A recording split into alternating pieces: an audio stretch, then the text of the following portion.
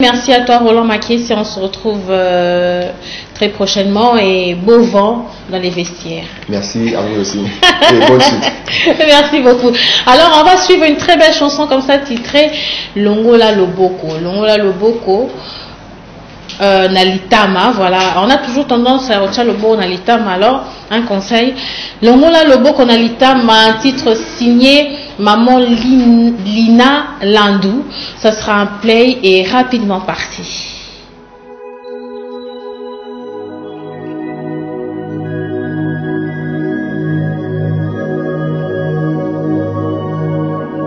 Yesu alobi oya epai na ngai bino bato na mikumba ngala kopesa bino kimia. Longola loboko na litama, Yesu nde azali musungi na yo, ende akosunga kabaka katani, ende wana akosunga yo gogogo.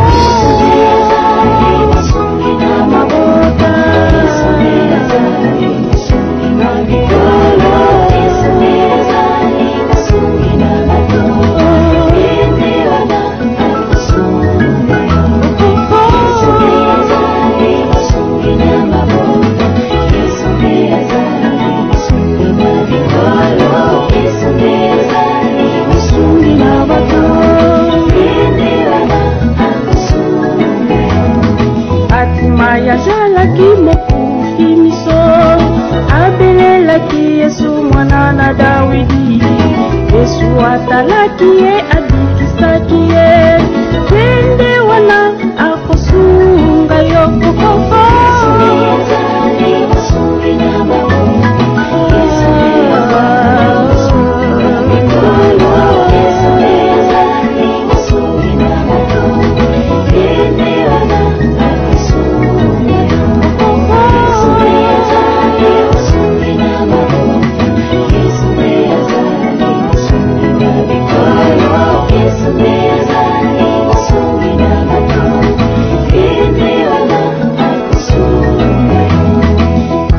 Konanga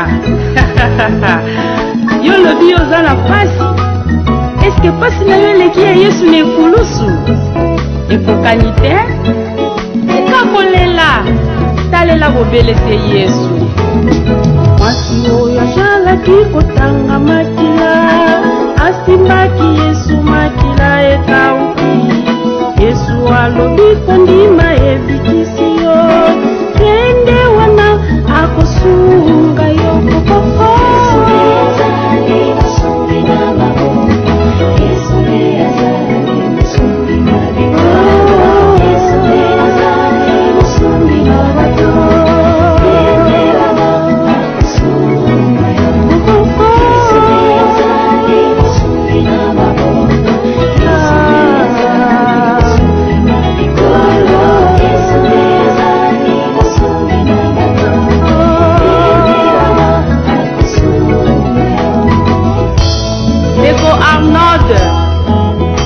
Mikumba na yo na Yesu.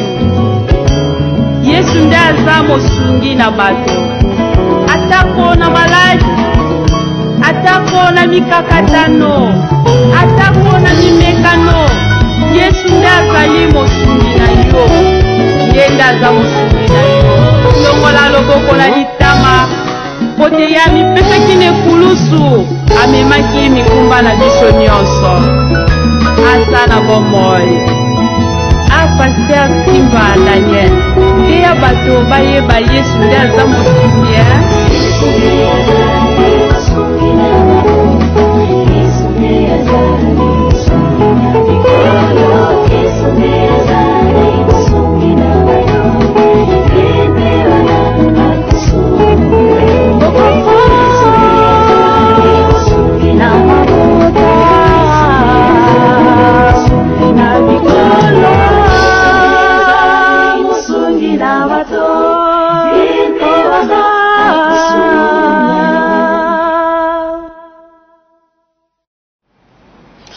Et voilà donc, c'est maman Lina Landou. Voilà, elle est pasteur. c'est ce beau titre Longola Loboko na ona litama. On a fortifié quand même Batunyo so batima maboko boé parce que keba okoya kotenga maboé solution pour rejoiter. Alors Longola Loboko na ona litama c'est l'un des titres de l'album de maman Lina Landou. Elle est avec nous sur ce plateau Azana Bisso. Azana Bisso awa alors tu retournes titre wana pour Najinda. Pourquoi ce titre-là?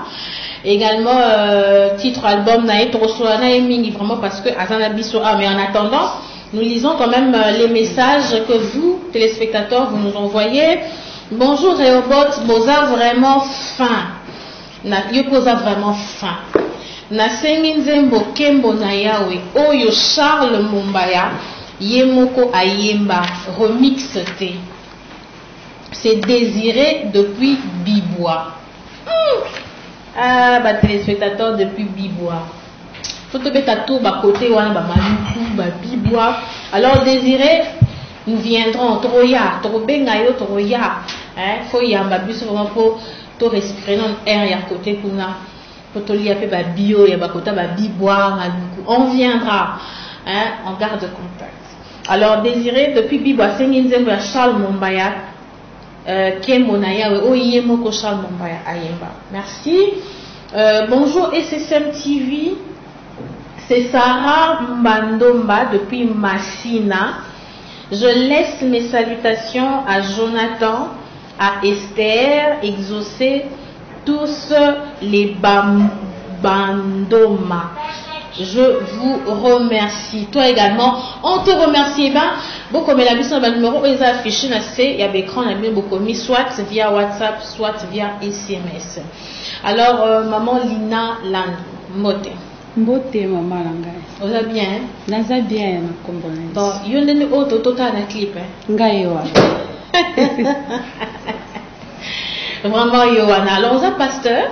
Oui, Nazali révérende pasteur dans la 23e communauté évangélique du Congo. La CEC. La CEC. Ok. Vous avez déjà un album, les albums, les maxi single, tous les années.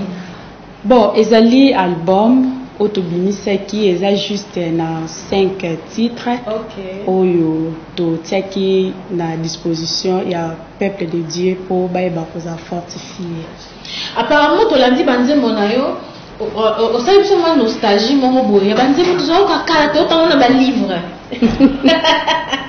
Vraiment. Yangoana. Ah, et ça le dit bien. Mais, Nzembo Oyo, titre Toto Landa, Longola Lobo, qu'on a l'itama. En fait, c'est ça pour la ligne. Est-ce que vous avez raconté le Lobo, qu'on a l'itama, ou bien entourage, n'a pas raconté le Lobo, qu'on a l'itama, attendez. Bon, et ça titre, moko, Oyo na créé yango te mais ayé la kingai anzela ya vision. Okay. Puisque j'avais connu un problème avec ma santé. Na sali déjà presque 3 ans nazo sala lisusu te pour na bela ki makasi. Bongo lukaki ke faut ko bima pe na libanda ya mboka. Bon voilà avec nos communautés ba réalité mususu le kaka sur le terrain. Et ça là qui est na zo ki moi mikolo belé ozo souffrir ba pasi ba minerve ba nini en tout cas nazaki na kati na losambo ndenge to mesana ko luka elongi na tata Nzambe nde kuna vraiment consolation na ngai eyaki ke longola loboko na yo na litama donc yangwana nde epesa ki titre ya Nzembo na biso wana. Donc ezaki par rapport à expérience au qui na Nzambe. Oui. Na vie na yo. Oui.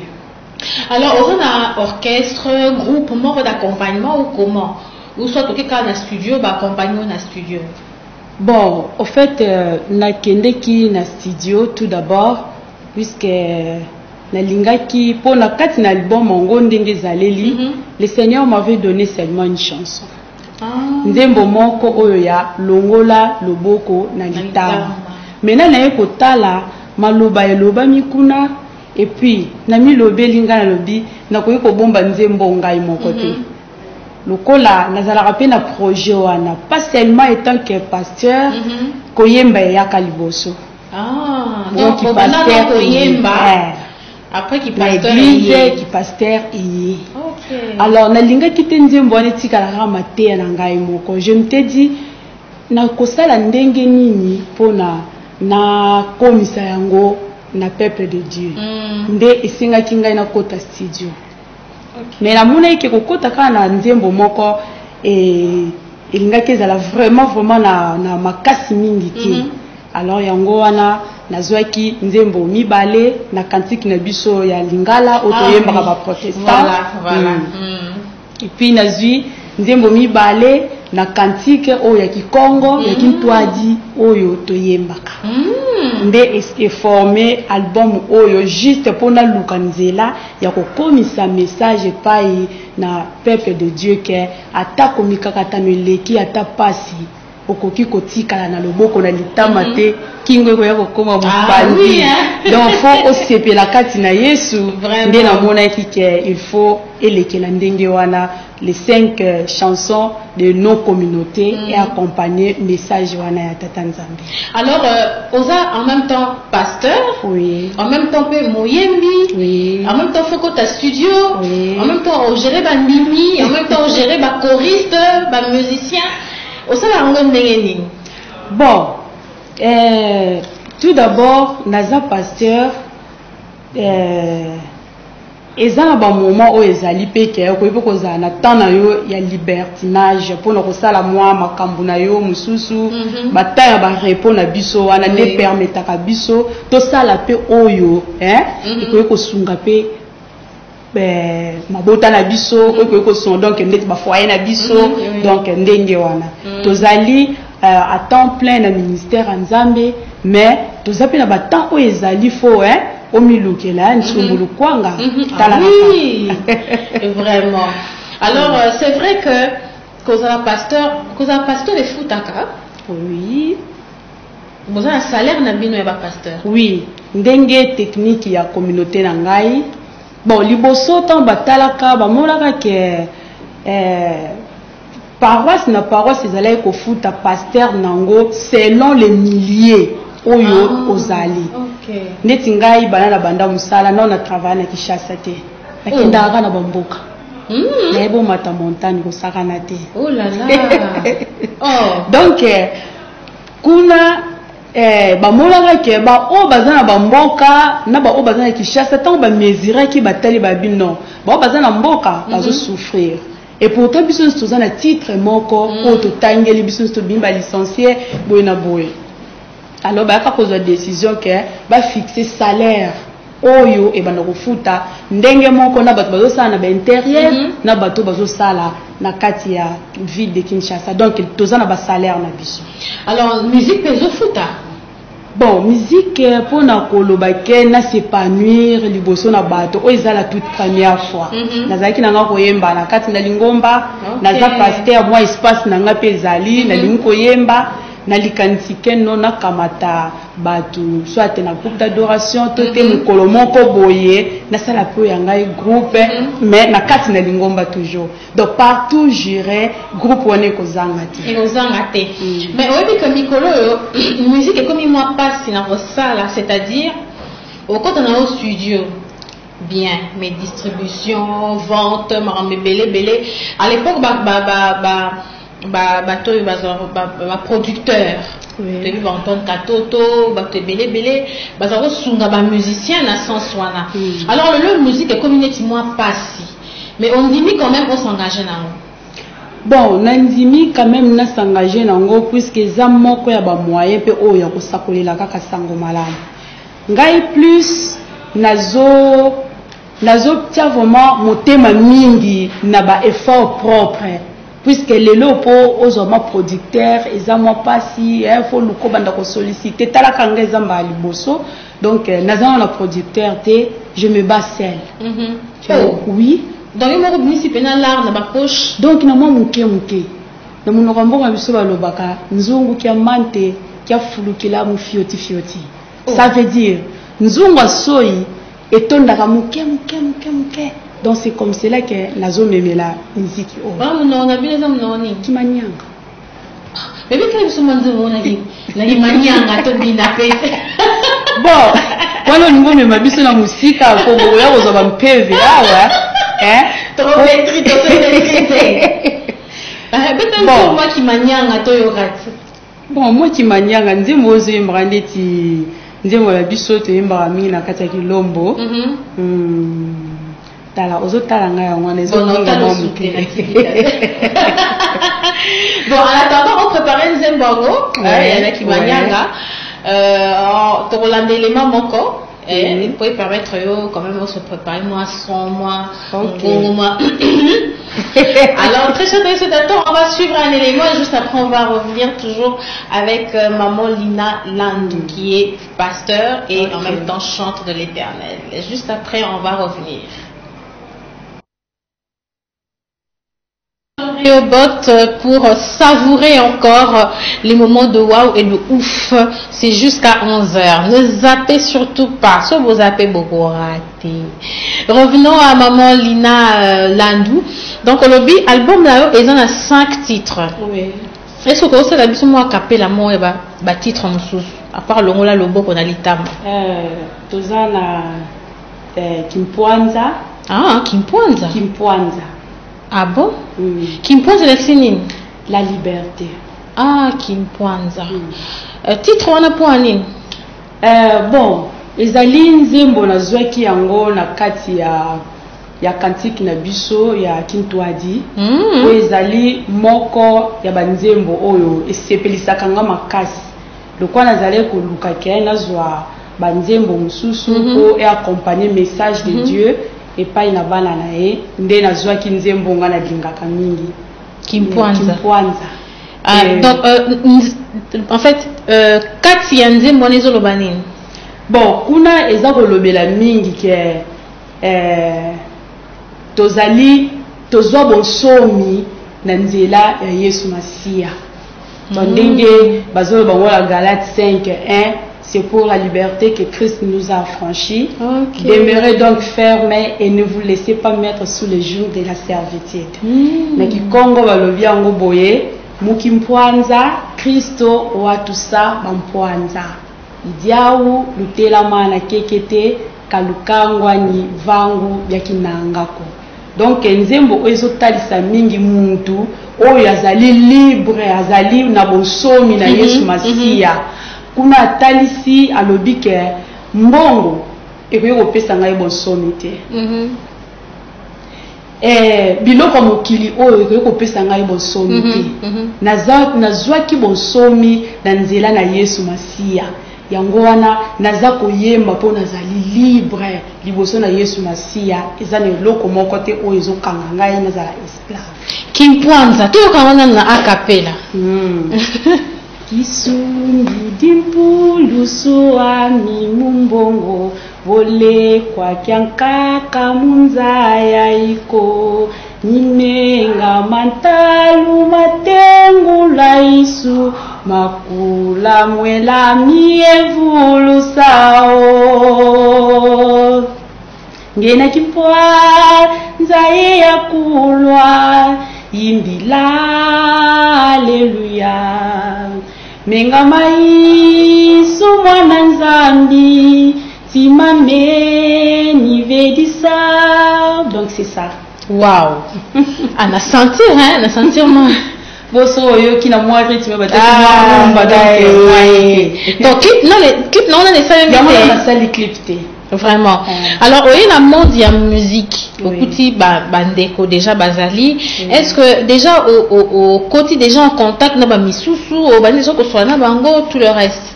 Bon yango siko ndenge na sina bimi boye awa donc ezoloba ke ba yaya nango bazali boso ba mifongolela ka maboko po ba kolembanga. Barobaye ngai vraiment muto pe boye ndenge mete na moni ko baye vraiment comme tel que bakotala boye susu ta ba mona na col pastoral ba vérité to yambaye quand même. Même si donc on porte bango baza bayaya ba porte ko betama baya José Nzita ba vanda la bango nanga kuna baya Matu Samuel ba vanda bango nyonso kaka vraiment ba sisters donc na sepela kana bango mingi ba vanda ba omona ngai ba porte ko beta. Alors eza na nzembo ya musicien moko olinga koyemba mingi apa ba nzembo na yo, est-ce que ça nzembo musicien moko olinga koyemba oyembela biso? Banzembo eza tellement bien. Banzembo eza tellement bon, je sais pas. Yemoko opona. Mais ndeti ya papa na biso Patrice. Tribunal Nzambe kozala. Tribunal Nzambe kozala. Mikole komindeko kusana. Ozomona déjà. Ah non, okay. Na linga kater. Masoke zo yemba. Ata na zaka kola lo komona ngai. Vraiment. En tout cas, ningisa nga makasi. Oh, kindoki bongwana. Ekoboye bongwana moyibi. Donc tout ça. Vraiment. Donc c'est la famille banzembo. Alors est-ce que ozo projeter ni ba concert ou bien ba live to ndenge to ozana nozo sa no ba clip? Bon nalingi plus nazana na ba clip nyonso ekokananu mais en même temps naza vraiment na makanisi mingi lokola na zubrech o ya sango malamu na kosala tout nzambe asunga ngai pona leka na se présenter pe na émission o babengi soki Cantique Info Cantique Info na maman Jacine a renseigné qui nyonso déjà maman kobanga la yote radio promotion vraiment de télévision donc bozomona ngani no makambeze belé ya kosala ngano na bino malembe tozokini. Alors maman Lina oza au courant quand même ya makambezo le Canada est du pays na est mboka bitumba. Alors est-ce que oza une idée que en tant que chantre au 5 ça peut être bande comme sous bayembi boyemba quand même c'est quand même message moko pona bande comme na est baza peut-être na posa yo quand même musique moko ya nzambe ko reconforter bango na nozo idée wana te hein. Bon ndé na uti ko yebisa okay ngai o ezambala ya liboso na sala album vraiment non na sangana na lisangana bande ko mususu te po ezambala na ngai liboso donc pona ko leka pe même na musique boye ya boye na télévision ezambala na ngai liboso na bandi na radio sango malamu donc ndengo zawana bongisa kambeto yo balobongisa apona ya olalela vraiment ezanda kuna yo. Alors j'espère que toyo kasu nzembo mususu par rapport à 5 titres dans l'album na yo et puis également nengana tuna musique ozosala ngo po eza posa e matakayo ou bien eza po yo kika bon apparemment ba album mikolo zo futa foko bisa ba album po ekosambongo. Non ngai juste eza pona ko renforcer musala o ngai na benga mela nango ya pasteur puisque ndenge to ba ke chanter c'est prier 2 fois donc c'est comme cela na lingi na appuyer ministère na ngai pe na kati ya musique to ya wana ndeza beat na ngai soki mbongo ko ya nanya boya mbongo ntaboya mbongo azate mbongo ko ya mais yo mo talaka déjà sacrifice on a si na sali déjà tala déjà sacrifice wana nazana mutu moko tazo soutenir ngai avec cette étape que je suis en train de passer nazo sala na muté na wuti fraîchement la maladie mais na lobby il faut na leka na komisa message on a nzela ya loyembo donc mbongo eyaka na mosima il faut que lukana liboso bokonzi nzambe koko kisa oyo ye azosengi pa na biso. Alors par rapport à ba titre oh eza déjà ba clip titre nini eza tongo na tongo to panza kona esengo na pourquoi lokola to ikapiko. Alors je pense qu'il y a un des clips de Rolanda clip on est après Torozongela pour tout continuer. Ça sera un play et c'est parti.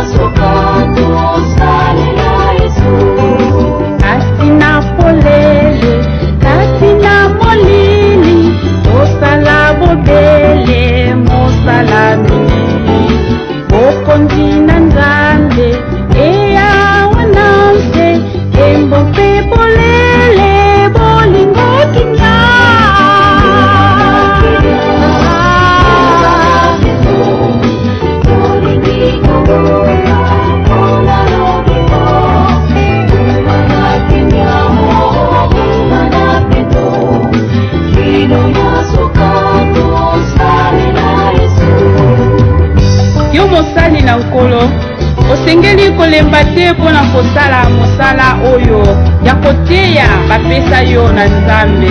Yika mpiko kolemba te po ete mokolo ya suka okotalisa mbuma ya misala na yo epai ya Yesu. Ata kokosama, ata pasi mingi, asali malamu na mobisi, bakende na mpiko opona malamu, ino na likolo bapesa Yesu.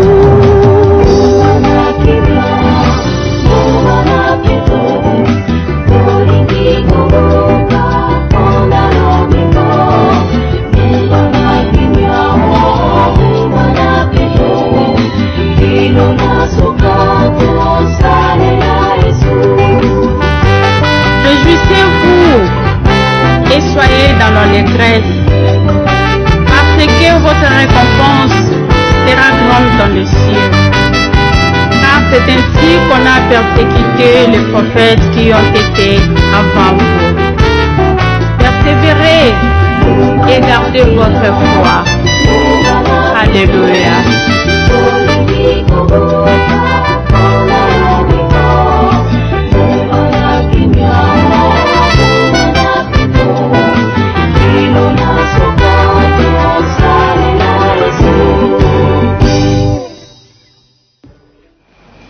Voilà, c'est l'un des titres, un autre titre tiré de l'album de Maman Lina Landu.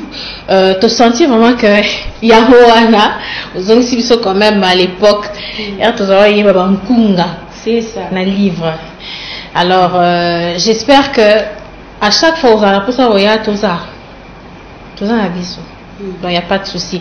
Donc, est-ce que tu peux ce numéro, il y a contact, tant sous moi productrice na obi m'appelle na contacter bon tozali na numéro 081 ya Vodacom 081 37 39 252 na kati wana pe eza na M-Pesa donc toza vraiment na posé à soutien pour ete œuvre oyo e ba kokende liboso ya mibale ezali na 09 93 98 0117.